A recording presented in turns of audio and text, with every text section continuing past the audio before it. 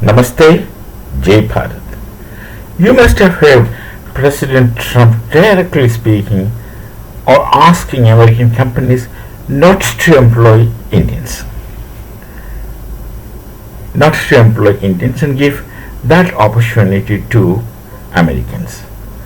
Now, Bharat, if you go back to the history, when faced with crisis, we fought and won.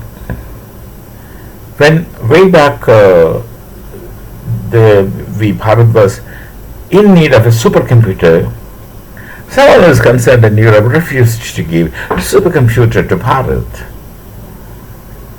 Well, under compulsion, of course we have potential. I need not to say that, the world is supposed to know. Then Bharat created supercomputer, fine. We don't need your technology. Now we don't need any help from you, we have made our own. One case. Another case that comes to my mind is that Bharat was in need of a cryogenic engine used in the rockets. Last time I remember Professor Yashpal, who was chairman of the University Grants Commission, was explaining why is it called cryogenic. It's long back, cryogenic. So they refused to give us cryogenic, and Russia also could not, for several reasons, give us that cryogenic engine. But then we made cryogenic engines. If you see from stage to stage, whenever there is crisis where we ask for help and we were denied, that is actually backstabbing in many cases, promising and then somehow delaying and dialing. See, this General Electricals of America was supposed to give us a fighter aircraft engine, which they never said that they won't give, but they kept delaying it for all kinds of fanciful reasons. And then after some time we knew that they're unwilling to give, but then people must have thought that they would melt the ice and get the thing done. But then now we are making our own, etc., etc., etc. So when there's a need, Bharat had always rose up to that occasion, and meeting the requirement, we have always made our own things. The same thing now President Trump is trying, asking American companies not to employ Indians, of course. Now, just another case from history, which could be understood, which could be seen as a model of how Bharat shall react. That's Vietnam. Vietnam must have not faced some oppositions, but what Vietnam did is they have facilitated their nation with such opportunities that the Vietnamese brain, which left Vietnam and went abroad to various nations, came back automatically. Now Bharat is now strong enough to create such facilities and opportunities for our brains who went abroad, that they will come back themselves. We did not run a campaign asking expatriate Bharatiyas to come back to Bharat. No. They will feel like coming back. We create situations in our land. We normally and generally, people of Bharat are great patriots. They are great patriots. They prefer the nation to anything. Nation first people think, speak and act.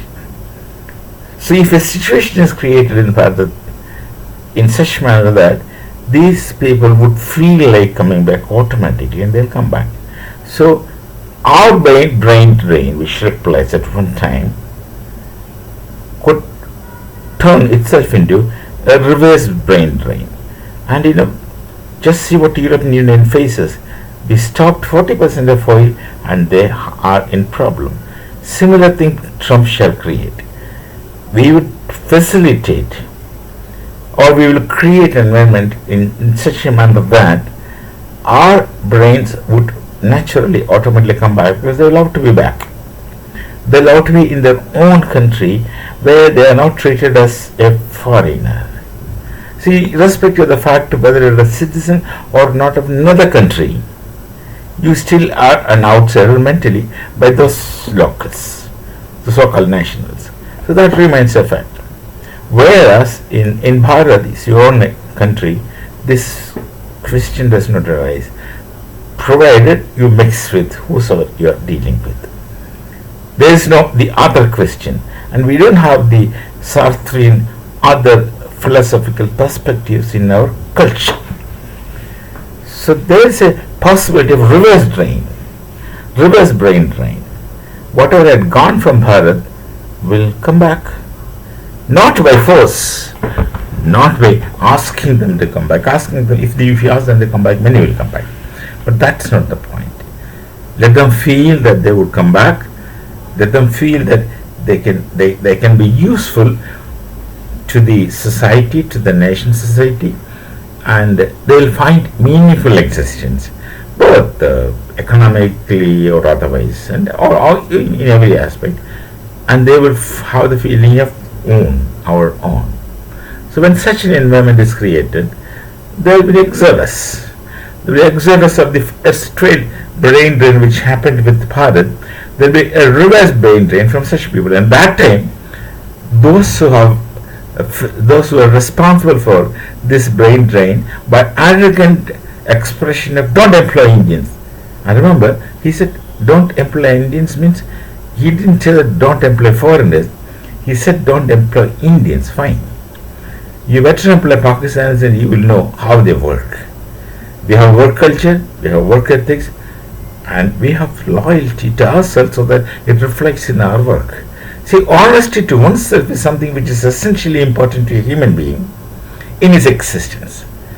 Our people are mostly honest to oneself, and once one is honest to oneself, he should be honest to everything that he does. So that thing is not very commonly found in the rest of the world. I say that it's not very commonly found in all places, but it's very commonly found in Bharat. So it's a possibility of reverse brain drain.